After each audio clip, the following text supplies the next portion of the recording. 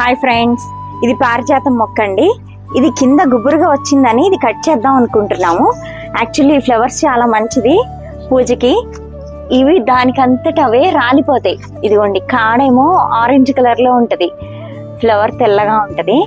ఇది దేవుళ్ళకి బాగా ఇష్టం పెడితే.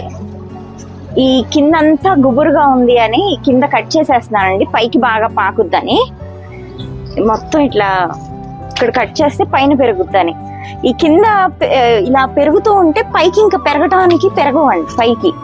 అందుకని ఇవి కట్ చేస్తే పైకి గ్రోత్ ఎక్కువ ఉంటుంది. అందుకని ఇవన్నీ ఇలా కట్ చేసేస్తున్నాను.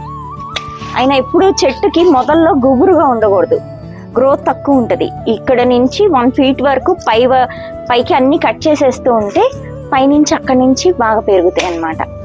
మనం ఇలా ఎప్పుడు ప్రతి మొక్కకు కూడా ఇట్లా కట్ చేసుకుంటూ ఉండాలి.